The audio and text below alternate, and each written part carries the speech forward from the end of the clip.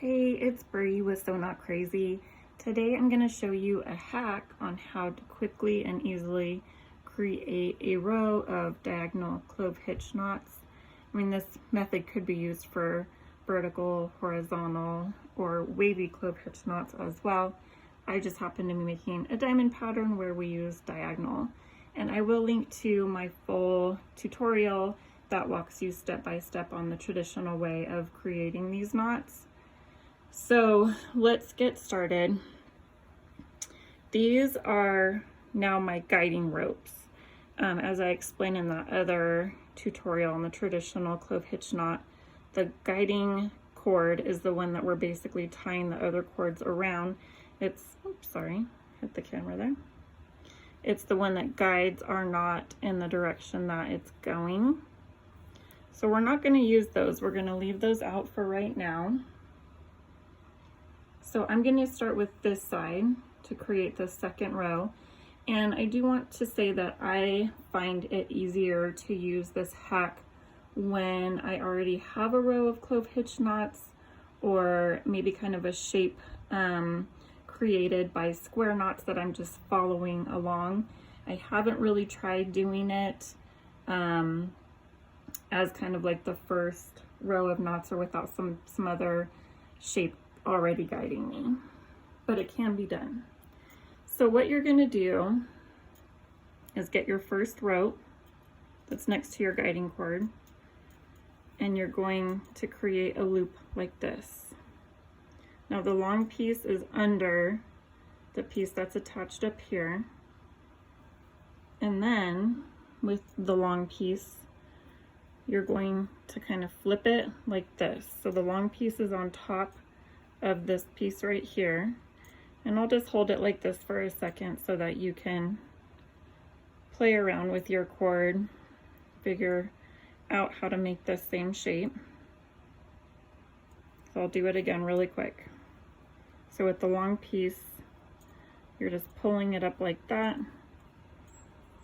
and then like that, and now you're going to put those together.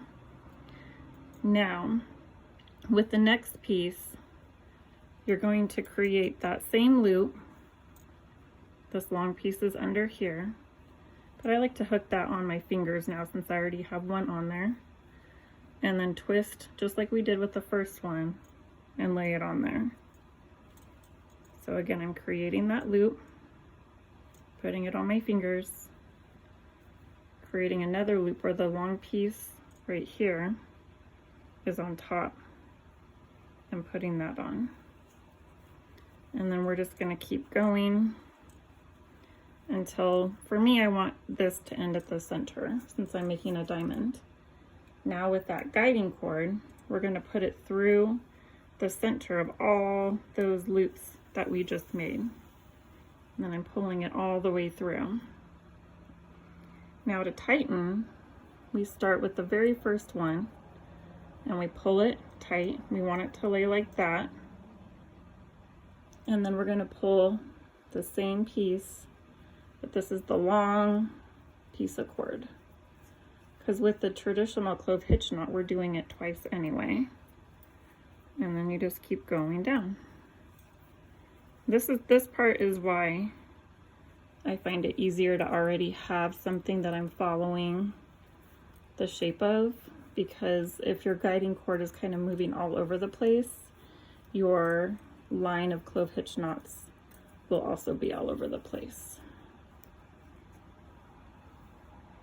Much faster than the traditional way. So again, on this side I'm making that loop, that other loop, sandwich it together, and then this loop. Oops, sorry, I can't see that now. This loop, that loop, putting it on my fingers, creating that loop. The long piece is in the back here. Now it's in the front. And once you get the hang of it, it's just so much faster than the traditional clove hitch. And then I'm pulling that guiding cord through the middle.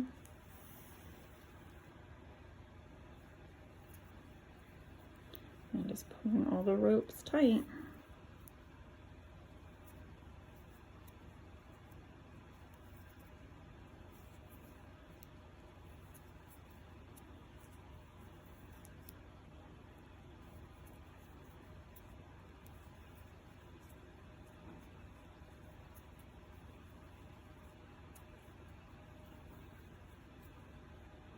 And then we just close it with that one final clove hitch knot.